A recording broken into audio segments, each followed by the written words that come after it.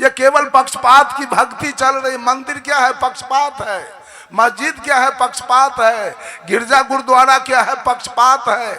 आपके ग्रंथ को वो नहीं मानता है, उसके ग्रंथ को, आपके वेद पुराण स्मृति उपनिषद गीता रामायण को मुसलमान नहीं मानता है। मुसलमान के कुरान जब्बूर इंजिल तोरेत को सिख नहीं मानता है। सिख के गुरु ग्रंथ को ईसाई नहीं मानता है। तो असली भक्ति है क्या?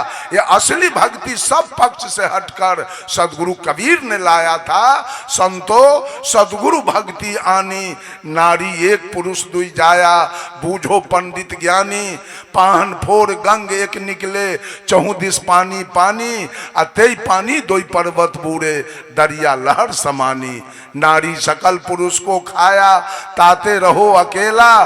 कहें कबीर जो अब की बूझ है, सोई गुरु हम चेला। बंधुओं, मैं चर्चा शुरू किया कर्मकांड और ज्ञान कांड से। सारी सृष्टि कर्म कांड में भिरा हुआ है। एक कबीरपंथी पारखी जो ज्ञान कांड मार्ग से चलते हैं और सारे लोग कर्म कांड में लग गए। देवता को स्नान कराएंगे, उसका पूजा करेंगे, उसको चादर चढ़ाएंगे। साहब कबीर कहते हैं, दुनिया ही घर आंगन जिसका, आश्रित फिर वह होगा किसका। लौकिक भेंट चढ़ा कर प्रभु को, लाद रहा एहसान कि मुझको मिल जाए भगवान। लोगों से पूछा गया, बेटा कितने हैं? तो कहा भोला बाबा के कृपा से 4 बेटा है। बेटा सब क्या करता है? तो हनुमान जी के कृपा से चारों बेटा को नौकरी है। जमीन कितना है? तो राम जी के कृपा से 40 बीघा जमीन है। घर कैसा है? तो कृष्ण जी के कृपा से 3 महल का मकान है। तो देवता लोग तो बाबू इतना दयालु है कि मनुष्य को सब कुछ देते हैं, बेटा, जमीन, मकान, दुकान, नौकरी, सब कुछ। तो भगवान जब इतना धनवान है, इतना दयालु है, तो आप भगवान के नाम पर भीख क्यों मांगते हो रसीद छपा कर? हम तो भीख मांगते हैं। हमारे कबीर साहब धनवान नहीं थे। उन्होंने तो स्पष्ट कह दिया था, मन लागो मोरे यार फकीरी में, जो रस है बंदे राम भजन में, वो रस नाही अमीरी में। तो कबीर तो गरीब थे, इसलिए हम भी गरीब हैं। हम आपसे भीख मांग के आप ही के स्वागत के लिए मांगते हैं। आपके राम तो बड़े अमीर हैं, आपके भोला बाबा तो बहुत अमीर हैं, सबको बेटा पोता नाती देते हैं। तो आप भीख क्यों मांगते हैं? सरस्वती जी के नाम पर चंदा क्यों मांगते हैं? काली जी, दुर्गा जी के नाम पर आप चंदा क्यों मांगते हैं? राम जी का मंदिर बना अयोध्या में, उसके लिए भीख मांगा गया है। तो आप ही फाइनल कीजिए, देवता आपके धनवान है कि दरिद्र हैं, तो आप ही जानिएगा। कैसे भगवान आपके हैं जिसके लिए भीख मांगते हैं? मठ बनाने के लिए, उनके पंगत के लिए, कपड़ा के लिए, सबके लिए भीख मांगा जा रहा है। एक तरफ धनवान बताया जा रहा है, एक तरफ दरिद्र बताया जा रहा है। बंधुओं, सब लोग कर्म कीजिए। कर्म की प्रधानता है। जितने लड़के बच्चे लड़कियां हैं वो पढ़े लिखे, नौकरी प्राप्त करे, सुख से जिए। हम खुश हैं कि आप 5 महल का मकान बना के रहिए, आप फॉर्च्यूनर पर चढ़िए, आपका एयर कंडीशन मकान हो, आप चिवड़ा दही भात दाल दही चीनी पेड़ा रसगुल्ला काजू किशमिश खाइए, आप बढ़िया कपड़ा पहनिए। हम खुश हैं, हमारे सारे संत खुश हैं। लेकिन इसके लिए कर्म की आवश्यकता है। कर्म कीजिएगा, सुख से जी लीजिएगा, लेकिन मुक्ति के लिए कर्म की आवश्यकता नहीं है। मुक्ति के लिए आत्मज्ञान की आवश्यकता है।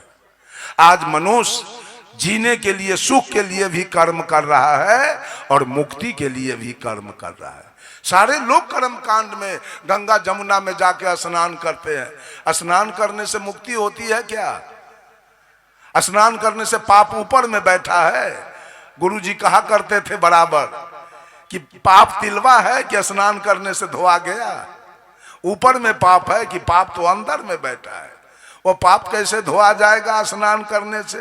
कोई मौनी बाबा, कोई थरेसरी, कोई फलहारी, निर्जली, दिगंबरी, खाकी, निराहारी, दूधाहारी, सारे के सारे कर्म कांड में लगे हुए हैं। कोई कहता है डाक बम, पैदल बम, भैया बम, बहिना बम, रेल बम, बस बम, और जो सबसे ढहलेल है वो पेटकुनिया बम।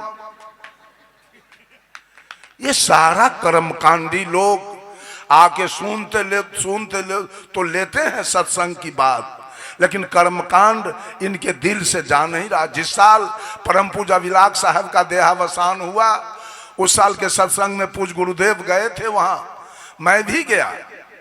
समस्तीपुर से हमारे साथ 2-3 गो महिला गई। अब प्रयागराज उतरने के बाद हमसे कही कि बाबा हम लोगों को संगम दिखा दीजिए। अब गए हम संगम, सारी महिलाएं स्नान की। अब मैं नौका पर बैठा रहा। नौका का जो केवट था हमसे कहा कि बाबा आप नहीं स्नान करेंगे। मैंने कहा कि मैं ढहलेल लगता हूं क्या?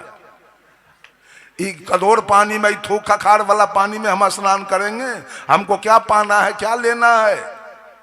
हम जाके परम पूजा विलाग साहब के आश्रम पर जाके नलका पर स्नान किए, लेकिन वो त्रिवेणी संगम में मैं स्नान नहीं किया। 4-5 बार मैं सोनपुर गया मेला देखने, लेकिन गंगा में कभी अपना पैर नहीं भिराया, उस कदोर पानी में पैर भी नहीं धोया। कभी कर्मकांड में आप किसी से पूछ लीजिए, 67 बरस का मेरा उम्र हो गया, कोई आदमी कह दे कि रमाशंकर साहब को मैं मंदिर में देखा या कोई तीर्थ में देखा या किसी देवा देवी को प्रणाम करते हुए, पत्थल पानी को प्रणाम, मैं ये संत महात्मा को प्रणाम करता हूँ, साहेब बनगी करता हूँ, लेकिन मैं पत्थल पानी को आज तक, इतिहास है कि मैं मैट्रिक तक की पढ़ाई मैंने किया, लेकिन सरस्वती के मूर्ति को कभी मैंने प्रणाम नहीं किया। बंधुओं, मैं चर्चा शुरू किया था कर्मकांड और ज्ञान कांड। ज्ञान से आपका कल्याण हो जाएगा और कर्म से रोटी कपड़ा और मकान मिलेगा। कल्याण होने वाला नहीं है। इन्हीं चंद शब्दों के साथ